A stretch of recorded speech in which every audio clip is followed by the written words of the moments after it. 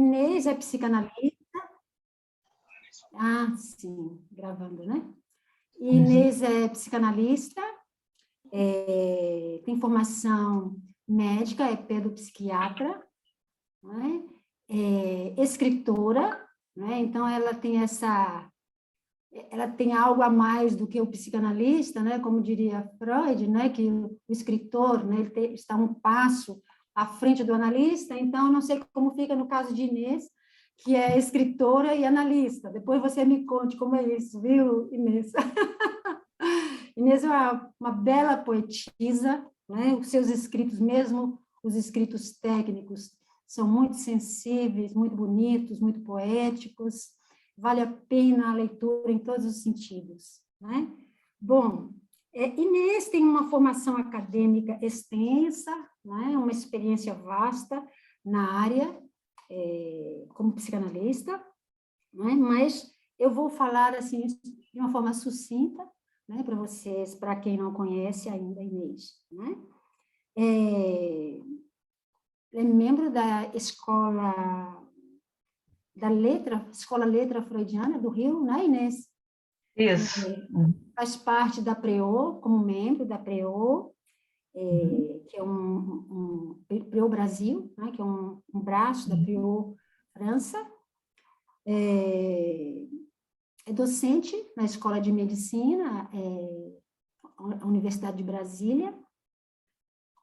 Em doutorado, pós-doutorado, enfim, na área, né, na área da psicanálise, trabalhando com bebês também, não é, Inês?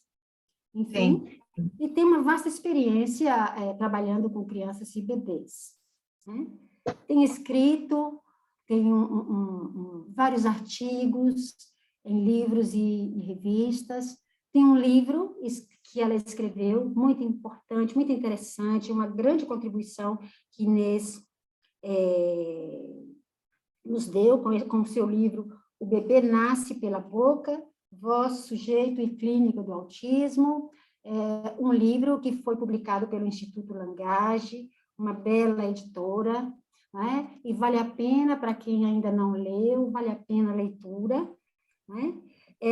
Inês também escreveu num livro que eu vou apresentar para vocês pela primeira vez, em primeira mão, pela terceira vez, aliás, que é a Clínica Psicanalítica de Crianças e Bebês, Relatos de uma Praxis, um belo artigo que Inês trouxe, muito poético também, muito clínico, muito bacana. Inês, se eu estiver esquecendo alguma coisa, você me diga, por favor, porque o seu currículo é imenso. E organizou também alguns livros na Agalman, né? Na editora Agalman, não é isso, Inês? Uhum. Você me diz qual foi o livro, Inês, por favor? Sim.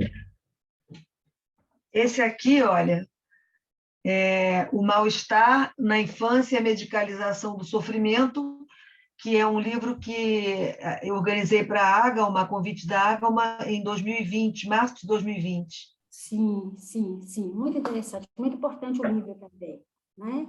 Bom, Inês, né, é sabido que é uma pessoa muito ocupada, né, tanto quanto os outros autores que têm vindo falar aqui para nós, e, enfim, eu chego a ficar me sentindo culpada quando venho falar aqui, porque eu sei que é um trabalho, né? É um trabalho, né? Enfim, mas eu expliquei para a Inês que o importante é que ela fale o que ela tem a dizer, né? Que o nosso compromisso é com a transmissão e de uma forma o mais alegre possível, né? Eu acho que isso é muito importante, enfim, né? E Inês topou vir falar sobre o bebê, a voz e a intervenção oportuna, que é o modo como ela chama, né, essa intervenção. Né? Inês, ela tem expertise em inventar modos novos de falar coisas antigas. Enfim, ela busca isso, né? É algo assim que faz parte, né, Inês? Sim. Então, Inês, por favor, eu queria deixar você à vontade para você poder nos contar o que você tem a nos dizer sobre esse trabalho que você vem desenvolvendo, né, a respeito da voz, né, que é um tema que lhe é muito caro, né, que você já vem há muito tempo trabalhando com isso, não é? Enfim, e muito obrigada, eu estou muito feliz por você estar aqui hoje, não é, para falar para a gente, e, enfim, fique à vontade. Viu? Bom, muito obrigada, Denise, obrigada a todos vocês pela presença, sexta-feira à noite, né, aqui, obrigada ao Espaço Mébios, que bom, né, que honra ter a presença do Aurélio aqui hoje, e também muito obrigada à editora Discurso, ao Josias, essa jovem editora no nosso mercado de trabalho, né, digamos assim, que a gente saúda com muita alegria, assim como a gente saúda também a editora Balbucio. Muita alegria de participar desse livro, organizado pela Denise, e junto com autoras tão importantes como a Alba Flesler e a Elza Coriá, né, que a gente escutou antes, nos outros meses anteriores. Eu disse, Denise, é uma grande responsabilidade falar nessa sequência, depois da Alba e da Elza, né? Pessoas que cujos trabalhos são formadores de todos nós, que a gente se acostumou a ler, né, ao longo dos anos. Bom, mas estou muito contente, quero agradecer muito a todos vocês, né, esse espaço de troca, de conversa.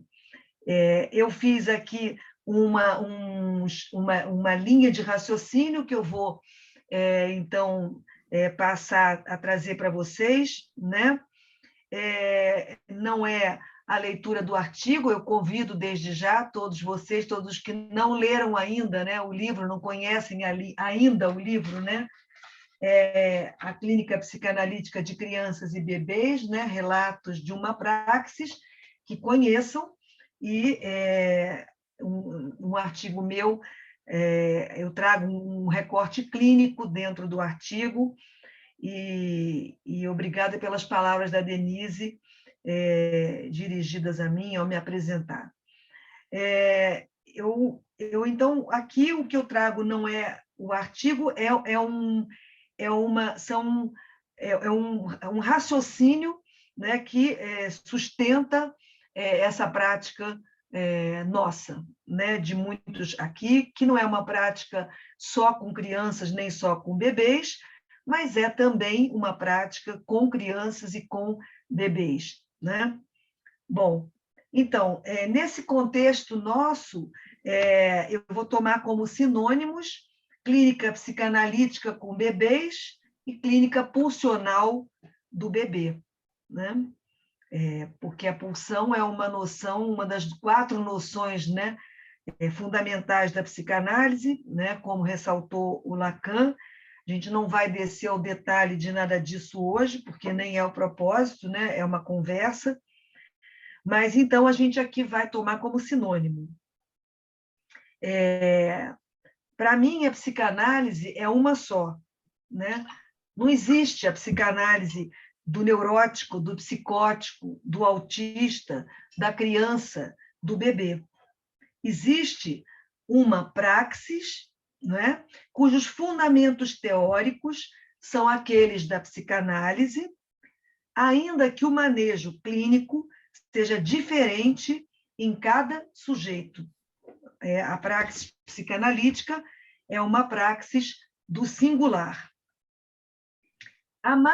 No entanto, a marca diferencial da clínica psicanalítica com bebês, né, existe uma, é o fato, né, de abordar o sujeito em estado nascente. Ou seja, se a gente pode falar assim, né, porque pode causar um certo problema tudo isso nesses tempos tão iniciais, né, é sempre muito complexo, enfim, porque pode dar a ideia de que o sujeito nasce de uma vez por todas, né, e que, uma vez constituído, ele está ali, né, como coisa que se pega, né, e não é disso que se trata, né? Mas trabalhar na clínica psicanalítica com bebês, né, trabalhar nesse tempo da montagem, né? Então, quem recebe crianças pequenas trabalha com elas pela constituição das possibilidades de haver sujeito, né?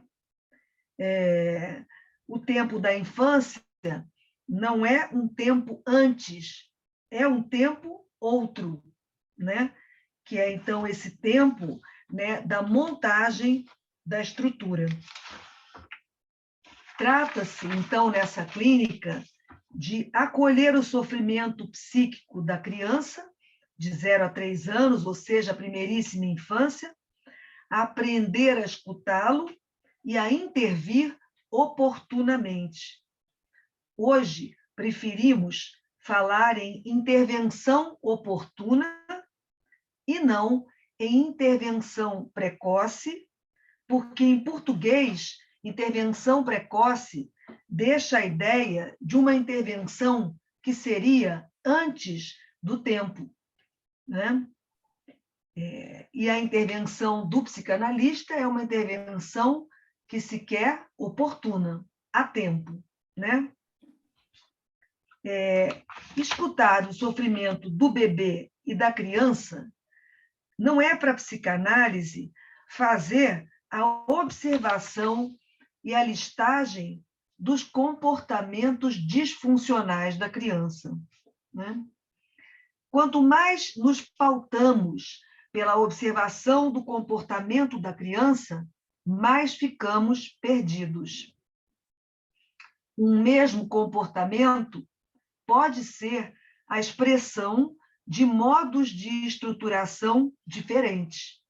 Por exemplo, né, a hiperatividade de uma criança é um sintoma, que pode ser o primeiro sintoma de uma criança, de um funcionamento autístico, mas pode ser um sintoma presente numa criança, né, na psicose no tempo da infância, como pode expressar esse sintoma muitos outros acontecimentos. Então, quanto mais a gente se prende aos comportamentos, mais a gente se confunde no diagnóstico, no caso da psicanálise, né? A escuta psicanalítica é a escuta do sujeito sob transferência. Então, aqui nós temos dois pontos muito importantes a comentar. O primeiro, já muito trabalhado por muitos de vocês aqui, inclusive, né, é o manejo da transferência, que nessa clínica passa pelos pais. É uma das dificuldades do trabalho com a criança. O outro ponto importante e passível de discordâncias é o que tomamos, o que é que a gente toma por sujeito, né, no bebê ou na criança pequena. Nós vamos abordar essa questão mais adiante. Nós, psicanalistas, né, sobretudo os lacanianos, nos habituamos a pensar esse tempo da montagem como um tempo mítico, muito estudado enquanto tal, né, considerado de suma importância porque é fundante.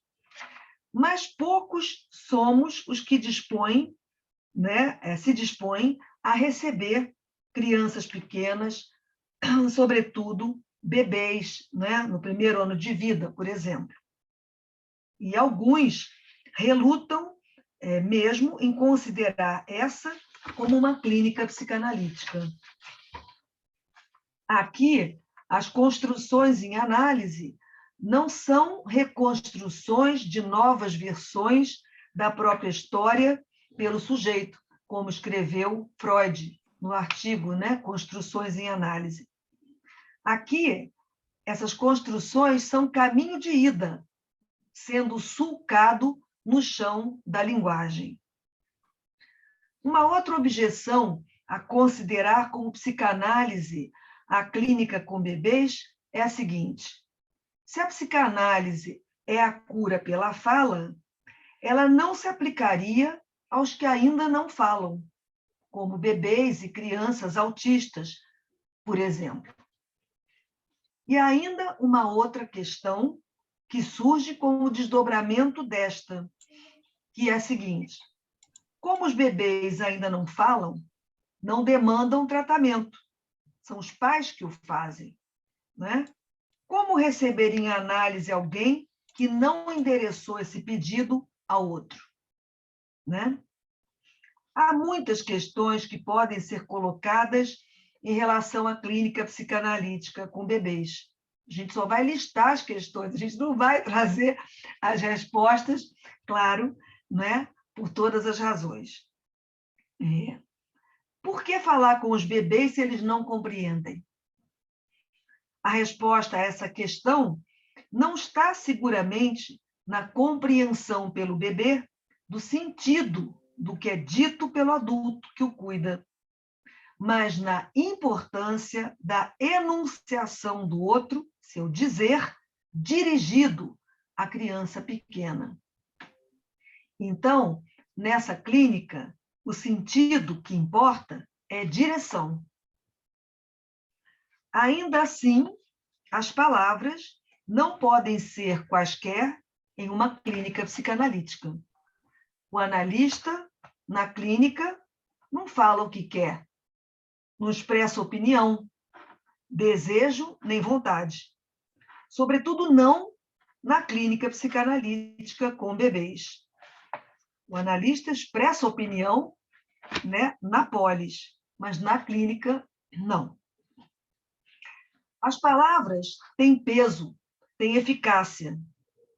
O que entra pelos ouvidos, como diz o Lacan no Seminário 11, orifícios que nunca se fecham para a voz, no campo do inconsciente, faz marca.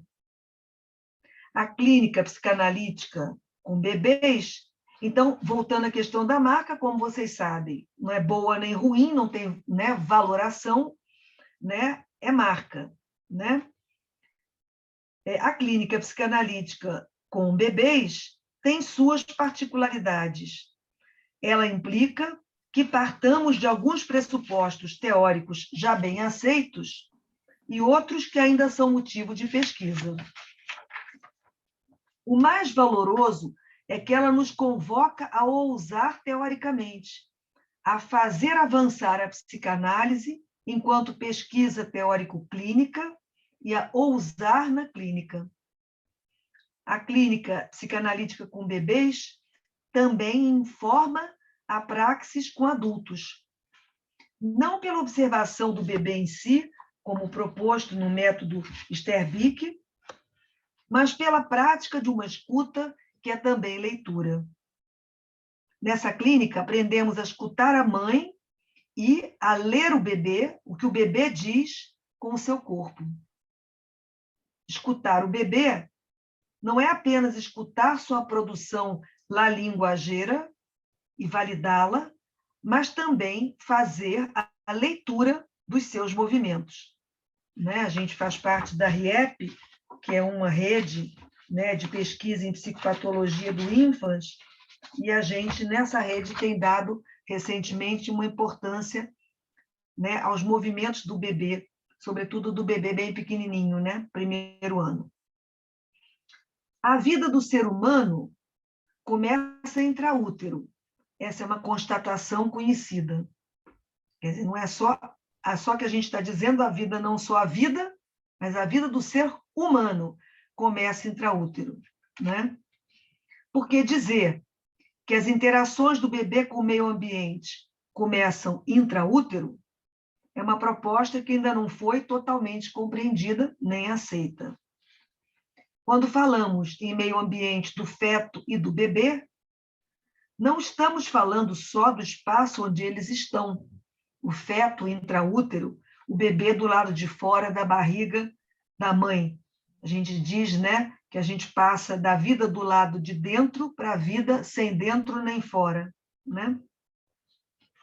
Quando falamos em meio ambiente, no caso do ser humano, incluímos com o Winnicott o outro cuidador. E fazemos isso porque o laço com o outro é condição sine qua non para a sobrevivência orgânica e psíquica do feto e do bebê. A observação pura e simples das condições orgânicas da gestação, que é do lado da futura mãe, que é do lado do feto, é motivo de pesquisa médica, que deixa de lado no seu método, por uma questão de paradigma, a abordagem do sujeito. Nós, psicanalistas, partimos do pressuposto que a criança, tanto no seu tempo feto quanto no seu tempo bebê, se organiza a partir do laço. Então, nosso foco é no aparelhamento para a troca. E o aparelhamento, no caso do humano, como diz Lacan, é o encontro com o campo, vem do encontro com o campo da linguagem, encontro que é sempre mediado por um outro em carne e osso. Desde o início, não há corpo sem psiquismo, assim como não há psiquismo sem corpo. A interação do feto com o seu meio ambiente começa pela vibração, pelo tato, pela gustação, a deglutição do líquido amniótico. As ecografias durante a gestação nos ensinam muito sobre a sensoriomotricidade fetal e sobre o comportamento do feto na interação com seu meio ambiente, sempre lembrando do meio ambiente como, né, incluindo o outro, né, da linguagem inclusive. Através da ultrassonografia, podemos constatar a atividade motora fetal e também a interação entre fetos gemelares, por exemplo. A partir do 5º mês de gestação, o bebê passa a ouvir os ruídos internos do corpo da mãe, sua voz e outras vozes de fora, como, por exemplo, a voz do pai. Pesquisas mostram que a atividade motora do feto, que quando está tudo bem ele é ativo, né, está em sintonia com a voz da mãe. Quando ele nasce, o bebê reconhece a voz da mãe e a diferencia de outros sons e de outras vozes. Mas será que, com base nessa atividade fetal, podemos falar em sujeito já na vida intrauterina? Para Françoise Doutor, sim. Era um voto, uma aposta que a autora fazia no seu corpo teórico, o desejo de nascer. Então, isso é na Doutor, né? No sentido que Lacan dá a essa noção de sujeito, que é sujeito do inconsciente, não poderíamos falar a rigor em sujeito no feto e nem no bebê. Porque o funcionamento inconsciente, como tal, ainda não está constituído, né? E sim em vias de constituição. Por isso que a gente fala em constituição das condições de haver sujeito do inconsciente, né? Que é sempre, né, um produto de uma cadeia significante, né? Não é o indivíduo. Bom, mas podemos falar em sujeito da linguagem, porque o encontro com o campo da linguagem, ainda nem mesmo constituído enquanto tal, como diz Lacan, é muito precoce. Então, e não há vida para o humano fora do campo da linguagem. Então, segundo Lacan, né, a pulsão deve ser concebida como efeito da demanda do outro, da linguagem, em sua mais precoce incidência sobre o sujeito, ainda nem mesmo constituído enquanto tal. Então, parece plausível fazer a hipótese de que a constituição das condições de haver sujeito, né, do inconsciente, começam a se dar intraútero. É preciso dizer, repetir, né, que essa é uma hipótese de trabalho, de pesquisa, não é um consenso entre os psicanalistas, né? É da libidinização pela mãe do corpo do bebê, do laço erótico entre a mãe e o bebê, que implica prazer e gozo maternos, que um corpo erógeno, isso é, pulsional, se organiza. É preciso que haja alguém que se coloque em posição de endereçar ao bebê um interesse desinteressado, como diz Lacan, né? E nota sobre a criança. Em outras palavras, é preciso que haja alguém em carne e osso que dirija a ele, ao feto e ao bebê, um desejo que não seja anônimo. Um dos equívocos que vemos repetido hoje é a questão da importância dos estímulos para o desenvolvimento do bebê. Por isso, eu não gosto do termo estimulação precoce, porque leva a esse equívoco. O crescimento de uma criança, a maturação do seu organismo, o seu desenvolvimento e a constituição das condições de haver sujeito do inconsciente não se dá em resposta apenas a estímulos externos. Eles dependem de um endereçamento particular. Se observarmos a atividade e as competências do bebê, que são muitas, podemos supor que sim, há um sujeito no bebê, o sujeito bebê, no sentido de que há um trabalho psíquico que já está em andamento. Trata-se de um trabalho para lidar com os estímulos que provêm do interior do corpo, como dizia Freud. Uma exigência de trabalho que é imposta à mente em consequência de sua ligação com o corporal. Será, então, que podemos falar em competências do bebê como sendo puramente orgânicas? Podemos supor, com Lacan, que a atividade do bebê é, desde o começo, ela também, uma atividade endereçada. O bebê se endereça ao outro, ela tem endereço. E esse endereço é o outro, no sentido do outro, né, cuidador, e do outro que é agente do campo da linguagem. Ela é resposta ao que vem do campo do outro, o campo da linguagem, né, ainda sem estar constituído enquanto tal.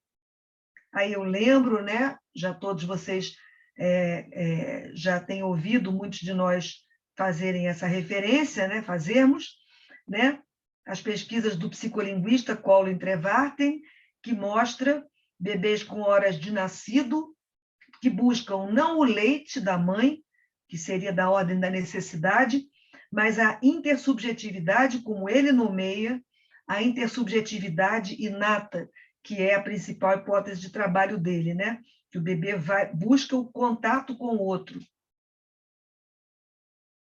desde o nascimento.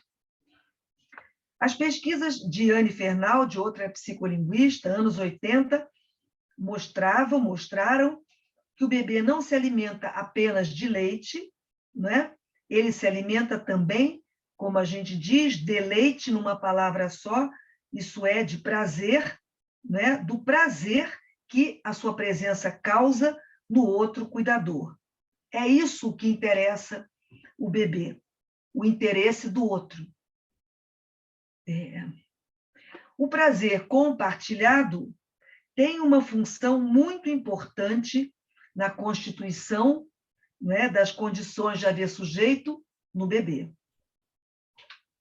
As pesquisas de outros psicolinguistas, né, Nagui e Molnar, apontam que o bebê não se limita a imitar o outro, ele o provoca para a interação. Mas, sem ter passado pelas operações de constituição das condições de haver sujeito, descritas por Lacan como alienação e separação, sem ter passado pela montagem em 3 tempos do circuito pulsional, a gente não pode falar, a rigor, que há verdadeiramente um sujeito do inconsciente. Há propostas de trabalho com o bebê, né, que levam, né, que chamam a nossa atenção para observar o traço do bebê, né? Ou seja, como a gente entende, a sua singularidade, né? Observar a singularidade de um bebê é observar aquilo que é a sua marca, ou seja, observar a marca da inscrição no corpo orgânico, se a gente pudesse separar, da copulação com a linguagem. Observar o traço que está se constituindo a partir das marcas deixadas no organismo do bebê pelo encontro com a linguagem. Observar um bebê, repito, é escutar sua produção linguageira, isso é, o modo como vai se apropriando da nomeação das coisas do mundo, feita por seus cuidadores, e é também observar seus movimentos corporais. O bebê indica, com seus movimentos, com sua produção linguageira, com seus sintomas, onde está o seu impasse na montagem pulsional. A clínica psicanalítica com bebês não é uma clínica fácil, né? Às vezes as pessoas pensam, como é pequeno, é como a clínica com a criança, né? Como é pequeno, é mais fácil do que a clínica com o adulto, né? Bom, a minha prática indica exatamente o contrário. É como fazer poesia. Como diria o Manel de Barros, há apenas que saber errar bem o seu idioma. Errar no sentido do erro e errar no sentido de, né, caminhar no idioma, né, mas caminhar bem, né? E as manifestações clínicas do bebê apontam um trabalho psíquico que já está sendo realizado. Assim, é o bebê quem mostra o caminho da intervenção clínica, desde que estejamos aparelhados para fazer a leitura das suas manifestações. Leitura do que se escreve no corpo como letra, no tempo em que se escreve. Essa é a beleza e a dificuldade dessa clínica. Lembro a proposta de Alain de Dievail de nomear a pulsão invocante de pulsão de endereçamento. Essa proposta não vingou, mas ele queria marcar com isso, né, o que é a voz, né, no campo, né, lacaniano, que tem a ver com endereçamento e não só pelo som. O endereçamento é um endereçamento de um interesse desinteressado no bebê, e ele não se faz apenas, aspas, não apenas pela musicalidade da fala materna, o manhês, mas também pelo toque, pelo olhar, né? Por todos, por vários, né, objetos da pulsão. A voz com Lacan não é apenas som e sentido, mas uma das apresentações, né, do objeto pequeno a, ou seja, o objeto vazio a ser contornado pela pulsão, né? Em que pese a importância do objeto voz, que não cabe aqui hoje a gente adentrar mais nos múltiplos detalhes da diferença em relação aos outros objetos, né? E se ele é primeiro, né, em relação aos outros, né? Que é uma reivindicação que eu deixei de fazer. As intervenções do psicanalista na clínica psicanalítica com o bebê devem ter como direção não apenas um dos registros pulsionais, mas o seu entrecruzamento entre todos eles, chamado por Lacan de conexão dos objetos A. Conhecer e reconhecer as competências do bebê, do que ele é capaz, e efetivamente ele é capaz de muito mais coisas do que imaginávamos, nos leva a afirmar, não é, duas coisas: que a montagem pulsional provavelmente já está em curso, né, intraútero, e que ela é fruto de uma co-construção do bebê com a mãe, uma parceria. Trabalhar nessa clínica é sempre trabalhar com ambos, mãe e bebê. Às vezes as pessoas perguntam assim, mas você trabalha com os pais também? Como não trabalhar com os pais na clínica com a criança, né? Não posso deixar de expressar, antes de finalizar, uma preocupação minha que é crescente, que é a de que o nosso olhar diferenciado para a pequena criança, o bebê e até o feto, possa, ao invés de ajudá-los em possíveis dificuldades e sofrimentos, patologizar esse caminho, cada vez mais preocupada com isso. Nossa aproximação desses pequenos sujeitos deveria, então, tomar esse cuidado. Deveria ser uma aproximação cautelosa e não afoita. Não apenas informada, mas formada naquilo que toda clínica psicanalítica exige. Por fim, feitas essas ressalvas, gostaria de dizer que a clínica psicanalítica com o bebê é uma clínica em construção, como o próprio bebê, no sentido de sua própria teorização a partir das noções da psicanálise. Nosso compromisso, ao nos dedicarmos a ela, é o de contribuir com o nosso testemunho teórico-clínico para o seu avanço, não sem lembrar as pontuações de Lacan sobre o progresso. No manejo da clínica psicanalítica, cabe alguma invenção, mas não uma invenção qualquer. Na clínica com o bebê em sofrimento, cabe intervenção terapêutica, mas não uma qualquer. Bom, gente, essas foram as notas que eu trouxe, né? Não cheguei a falar nem a 1 hora que eu tinha, né? A que eu tinha direito, mas foram as notas que eu trouxe para conversar a partir delas com vocês. Muito obrigada, Inês. Uma rica contribuição que você nos traz hoje, belas notas, muito rico mesmo esse percurso que você fez. Eu gostaria de deixar agora um espaço para quem tem alguma questão a fazer, colocar algum, enfim, algo para a Inês. Vamos ver aqui.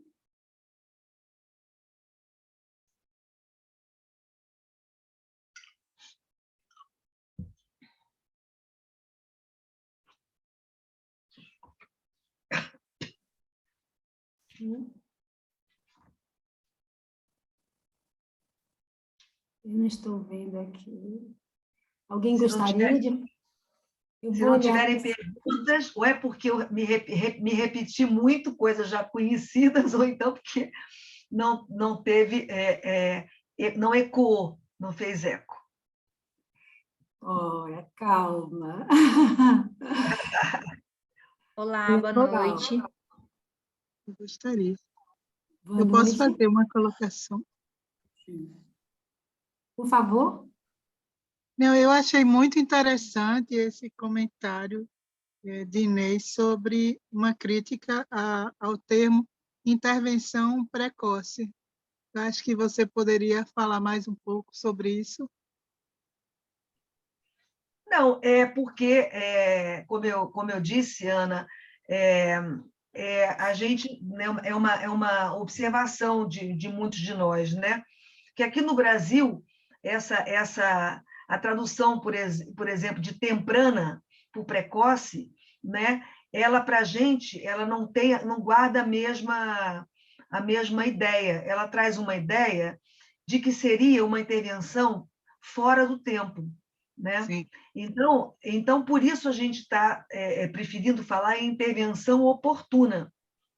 Ou seja, é uma intervenção que não é fora do tempo, não é uma intervenção antes, é uma intervenção a tempo, né? Sim. Ou seja, é nesse sentido.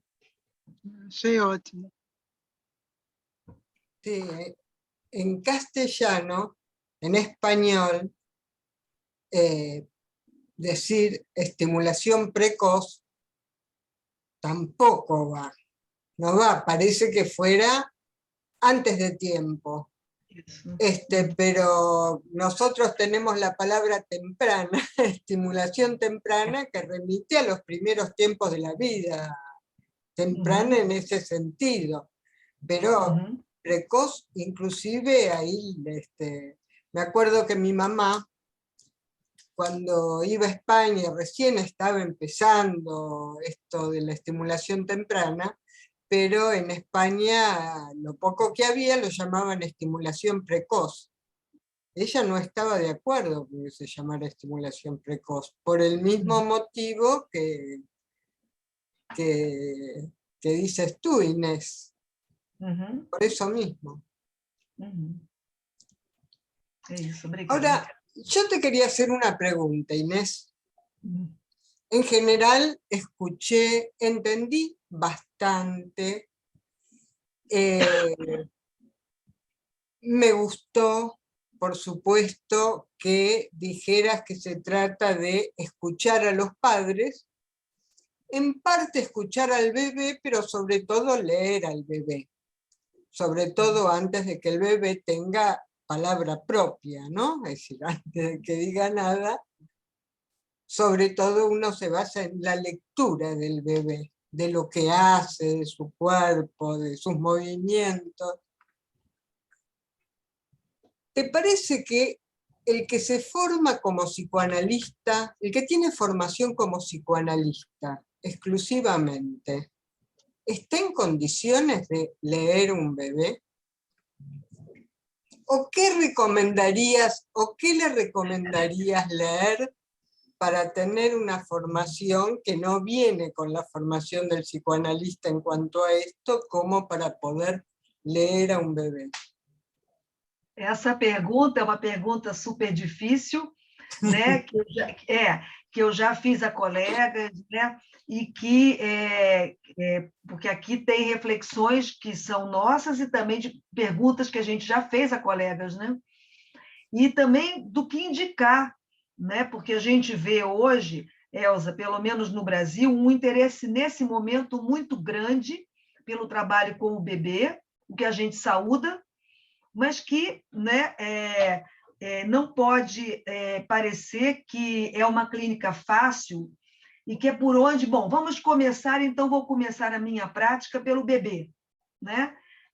Que é ainda melhor do que começar pela criança. E a gente acha todo o contrário, quanto mais novinho, mais difícil essa clínica, né?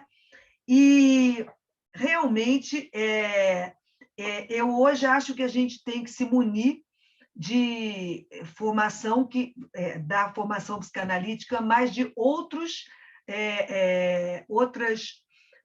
dados que não se resumem a essa formação psicanalítica propriamente dita. Eu devo aqui dizer que, né, nesse sentido, eu sou grata, né, a Christine Lasnik, com quem eu trabalho há muitos anos, né? Faço parte de grupo de pesquisa com ela, por ter chamado a atenção, sobretudo nos últimos anos, para a importância de conhecer os movimentos do bebê, que eu recusei, né, durante um tempo, e depois, pela insistência dela, no nosso contato com osteopatas, com sensório-motricistas, sobretudo da abordagem Boulanger, com quem ela trabalha, né, o estudo dos movimentos gerais do bebê, né, feitos pelo Pretzel, né, tudo isso que, para mim, era alguma coisa que não tinha nada a ver, né, porque o corpo do psicanalista, o corpo com o qual o psicanalista trabalha, é o corpo-linguagem. Mas eu acho que pode ser, nesse momento, eu acho que pode ser de alguma utilidade aprender alguma coisa desse manejo, que não é do analista, que não é o que ele vai fazer nessa clínica com o bebê, com a criança pequena, mas pode ser de alguma utilidade que ele tenha, agregue à formação psicanalítica propriamente dita esses conhecimentos. Tanto assim que eu, né, vou fazer a formação, né, dos movimentos gerais em setembro, quer dizer, o curso básico, né? Então, para responder a tua pergunta de uma maneira bem simples e bem direta e bem clara, e sem muito mistério, né? Com dúvidas, é claro, né? Mas colocando o que eu penso hoje sobre isso. Uhum.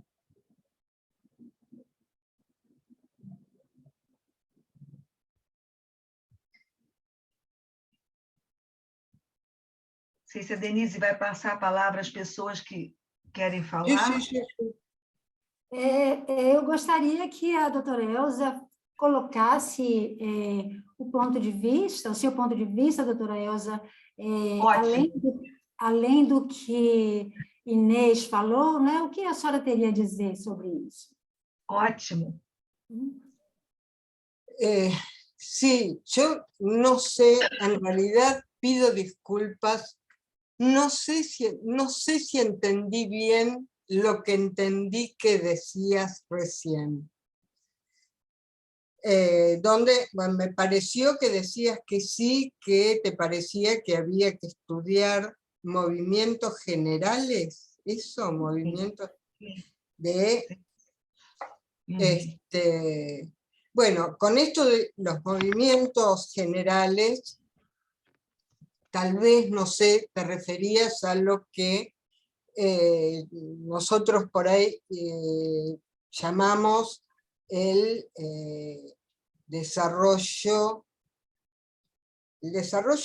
sobre todo en el primer año de vida, ¿no? El desarrollo psicomotriz,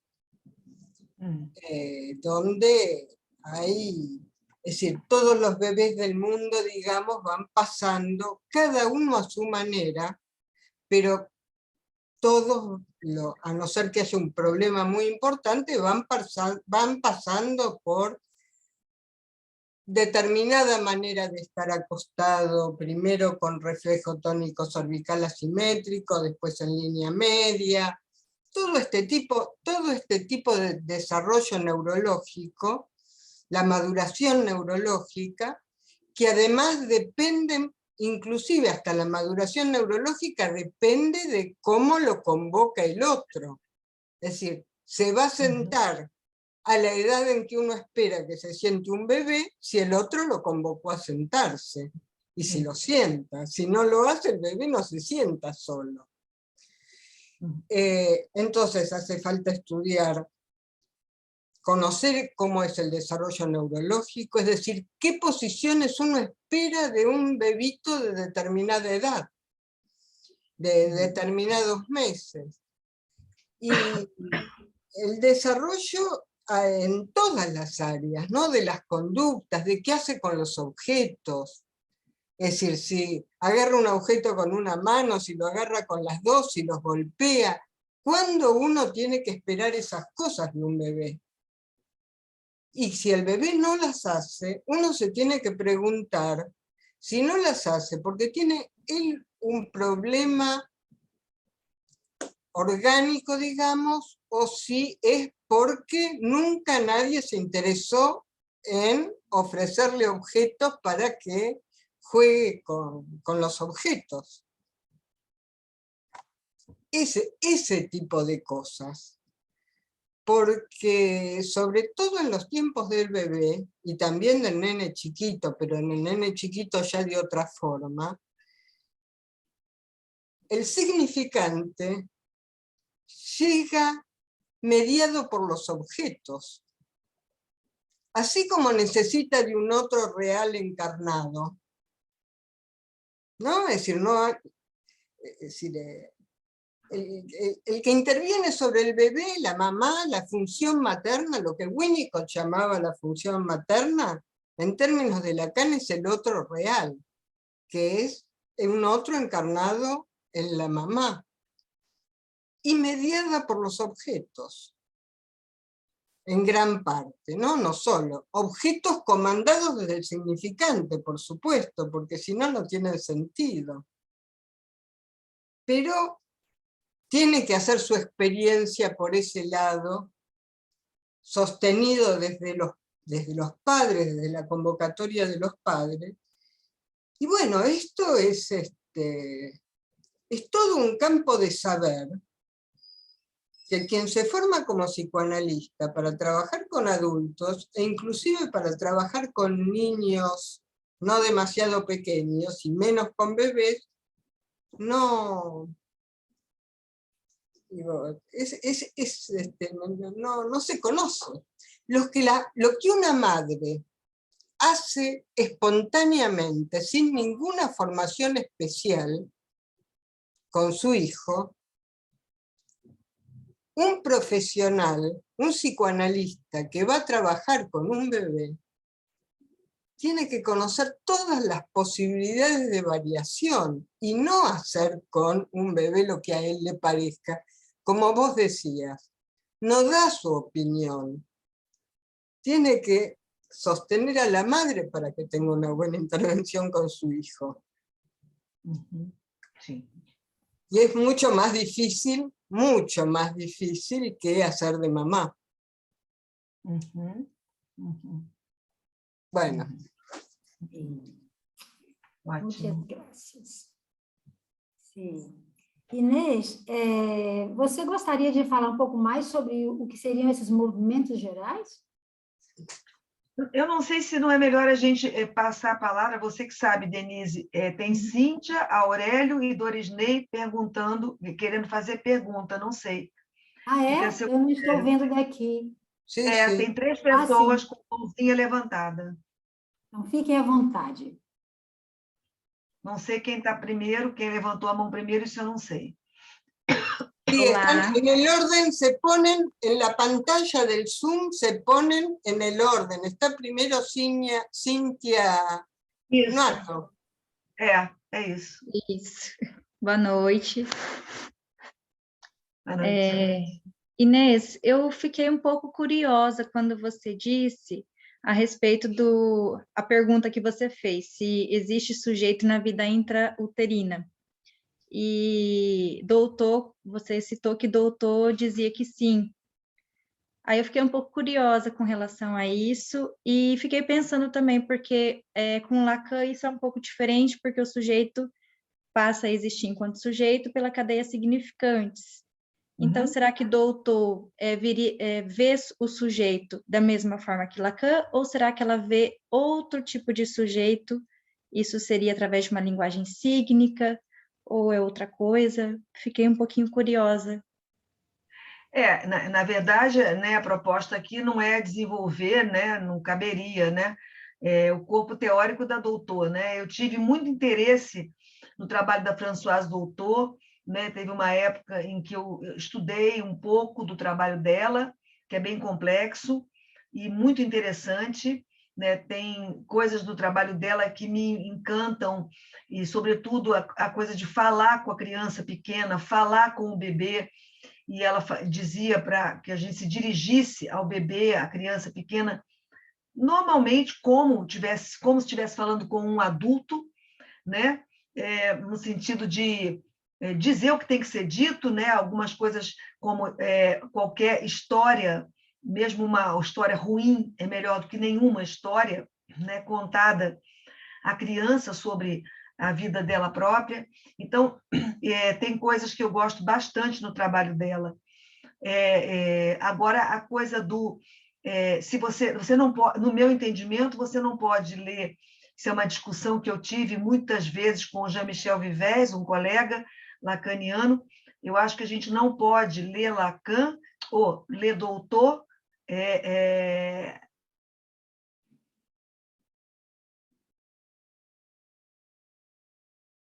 que a gente tem que ler o corpo teórico da Doutor, né? Quando ela diz tudo é linguagem, porque em Lacan nem tudo é linguagem, né? A gente tem o inconsciente real, sobretudo no final do ensino, né? Mas a gente não pode ler Doutor, né? Eu acho, né? Com Lacan, ou então a gente tem que fazer esse aviso, né? A questão, o sujeito, eu não lembro agora, inclusive, se a Doutor usa o termo sujeito, mas o que ela fala é do desejo de nascer, por exemplo, no feto, né? E isso é uma aposta dela, isso tem valor dentro do construto teórico dela, né? Isso não tem valor, digamos assim, dentro do construto teórico do Lacan, porque desejo no Lacan é outra coisa, diferente daquilo de desejo, no desejo de nascer da Doutor, né? Então, ela faz apostas que a clínica dela indicava que fizesse, né? E ela efetivamente atribui, né, uma importância à vida intrauterina e com participação do feto, que a gente sabe hoje, né, de descobertas, né, do final do século passado, né, com as ultrassonografias e tudo, a gente sabe, né, de quanto o feto, de coisas curiosas no feto, e algumas que a gente ainda não consegue pensar, né, com a psicanálise, né? Então, por exemplo, a sucção, a importância da sucção, o fato do feto sugar o dedo, né, o polegar, né? E que pode querer mostrar, né, como é que é disjunta a questão da sucção da questão do alimento, né? O feto ele se alimenta, né, pela placenta, pelo cordão umbilical. Então, quando ele suga o dedo, é outra coisa, não tem nada a ver com o alimento propriamente dito, né? Enfim, esse é todo um campo a explorar, né, em pesquisa. Não são pesquisas que eu faça pessoalmente, mas são pesquisas pelas quais eu me interesso muito, né?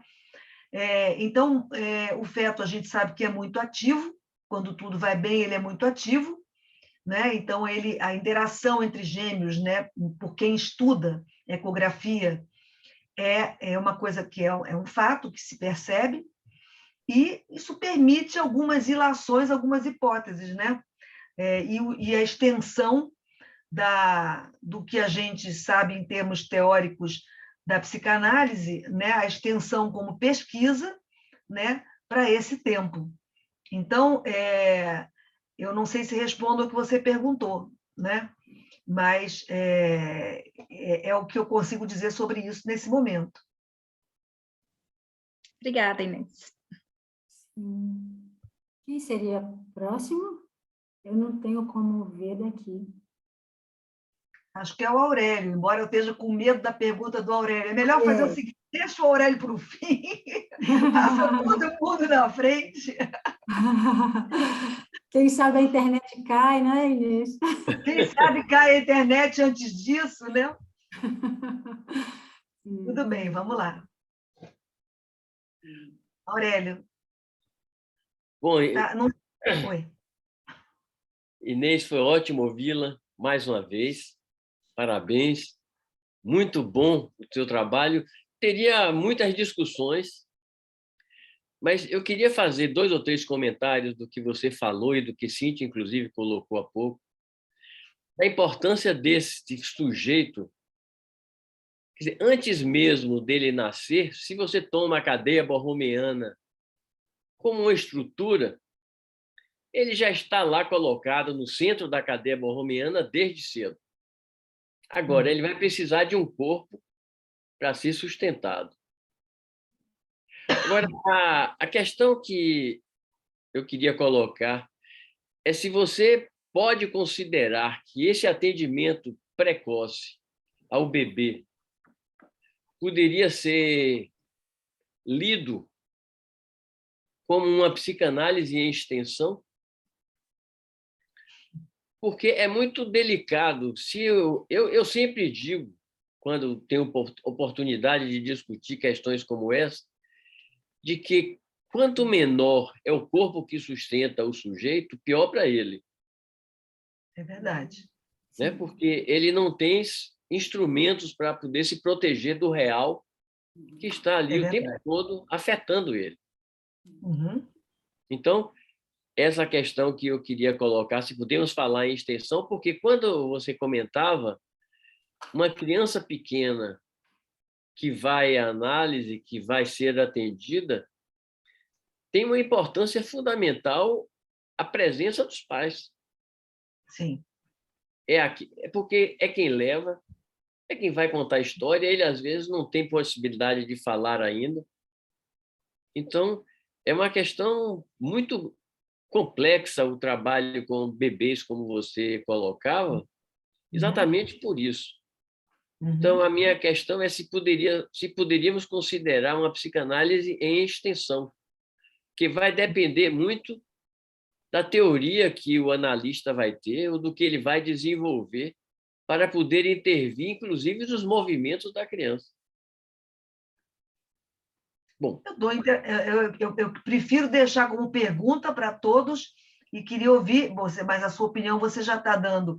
Eu acho que são questões que a gente se faz, não acho que é um campo fácil, é um campo, né, de interesse, que, na verdade, o meu, que me levou a me envolver com tudo, né, inclusive com o autismo, de uma forma que eu nunca imaginei que eu estaria tão envolvida, na verdade, tem a ver com o interesse pelo início, né, do funcionamento, né, da estruturação, né?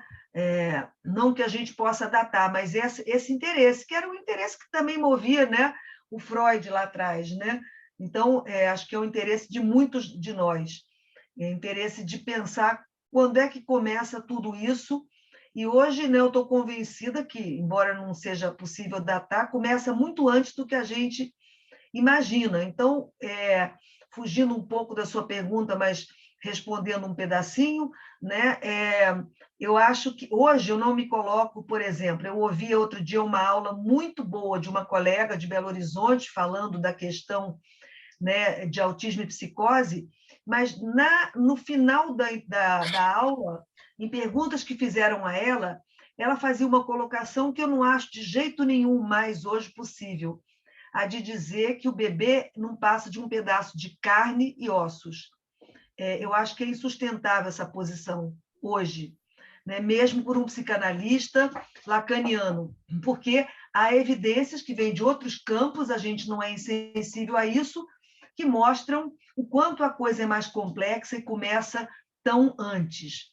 Eu estou inteiramente de acordo com você de que quanto menos corpo para o sujeito, pior para ele, né?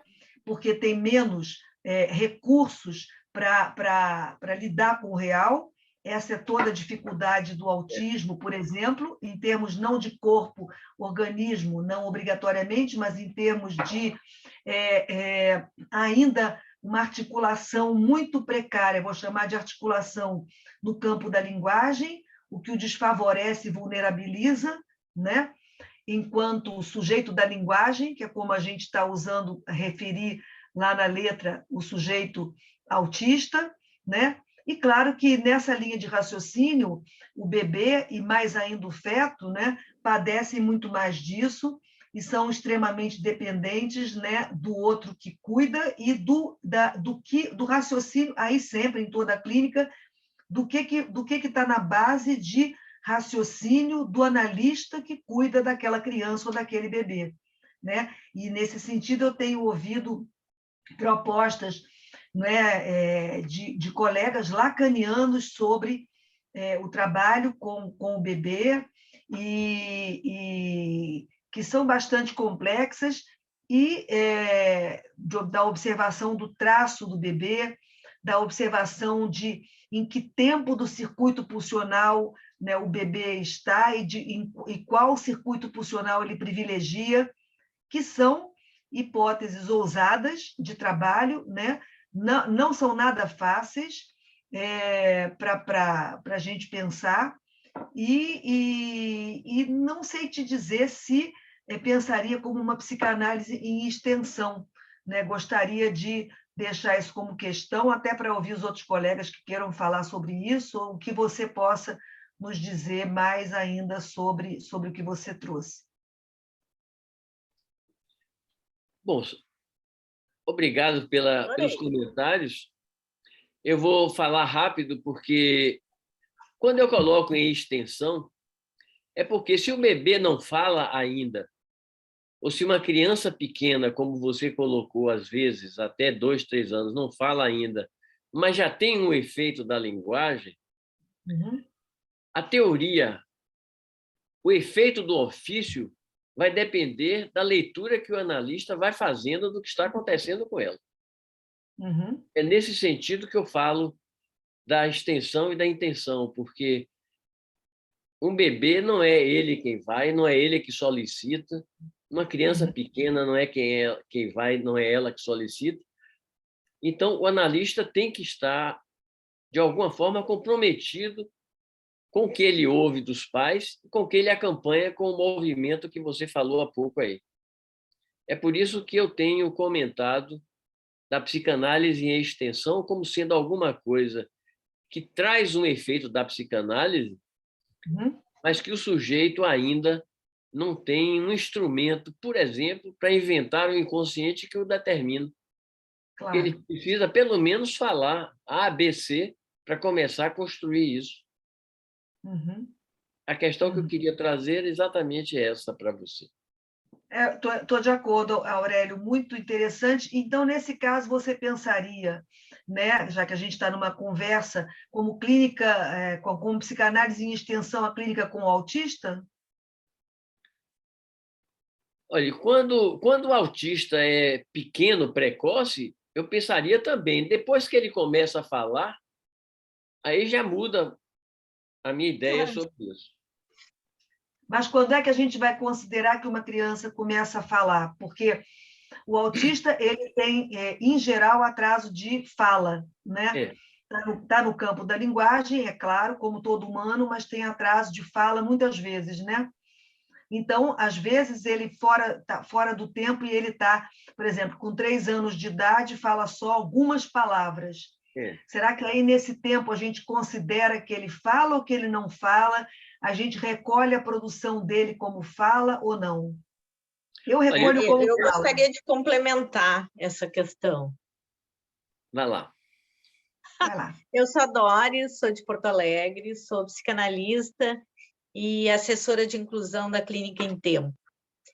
Então, primeiro, assim, eu fico muito feliz de ouvir essa tua questão, porque eu acho que um bebê, ele não só se constitui pelos pais, mas ele também tem um outro caminho, ultimamente, que é estar muito na escola infantil e se constituir também no seu espaço com os pares e com os educadores. E isso nos propõe pensar numa psicanálise em extensão. Quer dizer, o psicanalista de bebês não é mais aquele que fica só com um olhar na questão dos pais, mas ele tem que ter um olhar também para outros aspectos do desenvolvimento, como a Elza falou ali muito bem, uma formação interdisciplinar também, e, ao mesmo tempo, tem que sair do seu consultório, porque o bebê que vem ao nosso consultório, ele está na escola infantil. Ele está tendo lá também uma intervenção dos seus pares. E também está tendo uma intervenção dos educadores. Então, no momento que há também um olhar na psicanálise de extensão, que é isso que nós trabalhamos aqui em Porto Alegre, na Clínica em Tempo, já conversamos com a Inês várias vezes, né? E por isso, assim, isso da gente pensar também no protagonismo do bebê e no que se estabelece entre os pares e o que se estabelece num olhar de uma psicanálise em extensão. E a escola infantil está aí para dizer que é um espaço também de coadjuvante, né, na subjetividade psíquica de um bebezinho ou de uma criança que tenha traços autistas. Então, acho que isso que tu comentaste é extremamente importante. Como também é muito importante o que a Inês aponta de uma intervenção a tempo, que ela chama de uma intervenção oportuna, né? Que talvez isso não se dê só para um bebê, mas que a gente possa pensar também nessa extensão da estrutura psíquica indefinida, do quanto é importante a voz do outro, né? Como ela vem falando, como é importante a intervenção do outro, inclusive enquanto par para reposicionada de um sujeito no mundo da linguagem. Então, são essas considerações, achei muito bom. Eu adoro ouvir a Inês falar, né? E muito bom ouvir a Elza também, porque eu fiz formação no Lídia Coriá em Buenos Aires há 30 anos. Elza, me lembro de ti com a ID, né? E a gente trabalhando essas questões de educação e clínica sempre presentes. E agora, pensando na psicanálise em extensão, com a Kupfer, com todos que vêm pensando nessa extensão também do olhar do psicanalista, né? O consultório só não basta mais.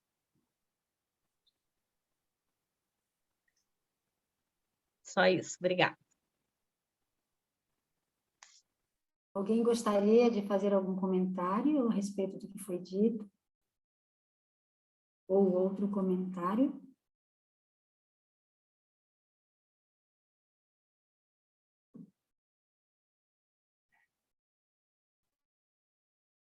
Se não?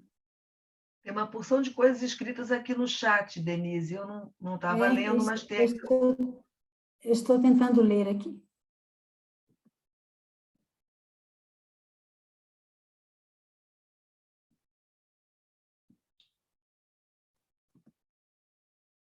Tem uma pessoa perguntando aqui, Estrela Tavares, perguntando sobre a observação do movimento dos bebês pelo analista, né? E alguém já tinha, você própria, Denise, tinha falado alguma coisa sobre isso. Depois, aqui, né, o próprio Josias, né, fala alguma coisa, não sei se é uma pergunta, acho que não. A Alba costuma falar em sujeito da estrutura RSI, que entendo que comportaria tanto o sujeito da ordem simbólica quanto o sujeito irredutível à ordem simbólica. Interessante.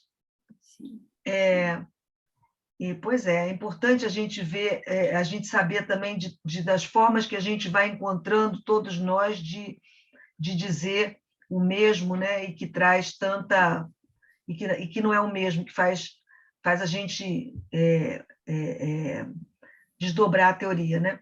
E a Ana Lúcia está pedindo, podia falar do termo que a Landidier Weill falou sobre pulsão invocante, pulsão de endereçamento, né? Frisando essa função da voz, que é, né, a função de endereçamento, né? A voz sobretudo, endereçamento, ela não é obrigatoriamente, a voz não é obrigatoriamente som e sentido, né? Quer dizer, no Lacan, na psicanálise, a voz não é apenas, eu digo que ela não é apenas som e sentido, mas tem autores, né, lacanianos, que falam que a voz não é o som, né? A voz faz um uso do som, então eu não gosto de falar que ela não é o som. Ela não é só som e sentido, ela é, sobretudo, né, uma das apresentações do objeto A, né, objeto vazio, né, da pulsão. Então, todo o tempo inicial da constituição, né, das condições de haver sujeito, né, é um tempo de incorporação da voz, né? O Lacan fala no seminário 10, a voz não é assimilada, a voz é incorporada. Então, quando isso é dito, é no sentido da incorporação de um vazio, né? Que é esse vazio que é fundante do reviramento, né? Do corpo-organismo pela linguagem, né? Fico um pouco inibida de falar disso aqui com o Aurélio presente, só se o Aurélio se dispuser a falar para a gente, né, de todo do nó. Mas, bom, agora, em relação aos movimentos gerais, os movimentos do bebê, eu estou aprendendo sobre isso, que são os movimentos gerais, espontâneos, que é um estudo, né, que foi realizado pelo Pretzel, um psicólogo alemão falecido. Agora a formação é dada, né, por uma outra pessoa que representa os movimentos gerais, e é todo um trabalho que se iniciou para pensar clinicamente o dano neurológico no bebê, padrões de movimentos espontâneos que pudessem levar ao reconhecimento de patologias neurológicas, né, antes de uso de imagem, por exemplo, exame de imagem, né, e ressonância magnética, por exemplo, e já de um tempo para cá, 2008 para cá, esse estudo dos movimentos espontâneos do bebê começaram a ser pensados também. Será que seria possível encontrar, né, padrões de movimentos espontâneos do bebê que depois vai ter um diagnóstico de autismo? Não são pesquisas da psicanálise, são pesquisas, né, que, no entanto, a gente, né, pode tomar conhecimento para ajudar a pensar todo esse tempo, né? E, efetivamente, né, o Filippo Muratori, que é um parceiro da RIEP, né, ele faz é uma das linhas dele de pesquisa, em que ele faz como hipótese, né, traz como hipótese uma questão sensório-motora, já diferenciaria, né, o feto, e depois os primeiros movimentos do bebê acabado de nascer, os primeiros 3 meses de vida extrauterina, seriam já movimentos mais empobrecidos, mais bruscos, menos suaves, né, do que os movimentos de um bebê sem qualquer dificuldade, digamos assim. E esse padrão de movimento espontâneo do bebê, ele levaria a uma dificuldade, a interação, a sintonia entre o bebê e a mãe, que é uma sintonia que é verificada entre o feto e a mãe, desde o intraútero. O bebê se movimenta em sintonia com a voz da mãe, né, que ele ouve, e é uma sintonia que é observada entre o bebê e a mãe logo depois que ele nasce, entre os movimentos dele, né, e a fala da mãe. Então, o bebê, quando tudo vai bem, assim que ele nasce, toda a movimentação dele é uma movimentação que ela vai se modificando, né? Ele nomeia como writing movements os primeiros movimentos desde a 9ª semana de gestação até os 2 primeiros meses de vida extrauterina, e ele nomeia de fidget movements os movimentos espontâneos do bebê do 3º ao 5º mês de vida extrauterina. E ele vai mostrando que o bebê ele vai se organizando, isso que a Elza ainda há pouco falava, o bebê vai se organizando em relação ao eixo central do corpo. Isso não está só no Pretzel, isso está em outros estudiosos, né, do bebê, em outras áreas que não são a psicanálise, né? E todo o corpo dele vai se organizando, né, e de uma forma harmônica, visivelmente harmônica, que dá como efeito aquele bebê que a gente acha uma gracinha e tem vontade de cuidar, pegar, né? Então, esses acontecimentos, vou chamar assim, de corpo desse bebezinho, né, não aconteceriam da mesma forma no bebê que depois vai ser uma criança que vai receber um diagnóstico de autismo. Isso são hipóteses de trabalho e pesquisa. Nenhuma dessas pesquisas, repito, é psicanálise, né? É aproveitamento de outros estudos sobre o bebê, inclusive, né, da abordagem sensório-motora. Não significa que o psicanalista que atende criança pequena, primeiro ano de vida, ele vai trabalhar com esse tipo de manipulação do corpo do bebê.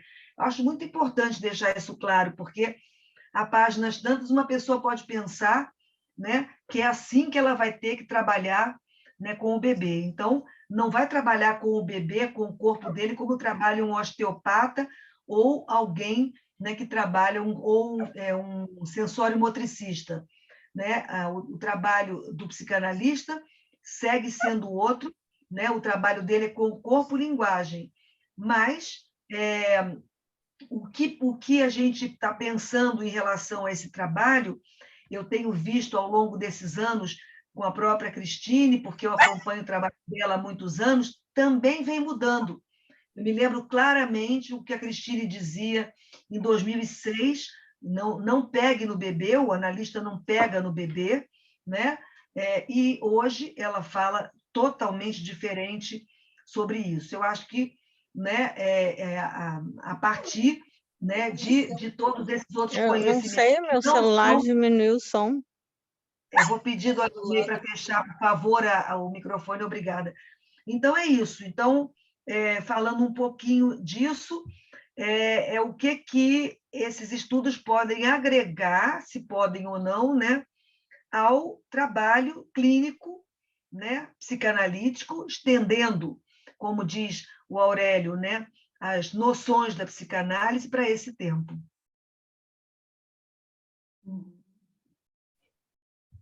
Muito obrigada, Inês. Muito bom. Alguém mais gostaria de fazer alguma pergunta ou falar algo para a Inês? Já estou vendo aqui que algumas pessoas estão agradecendo e parabenizando você, Inês, pela sua fala. Enfim. Bom, eu só queria agradecer mais uma vez a Inês e a possibilidade de que ela volte outras vezes. Ah, isso mesmo, Aurélio.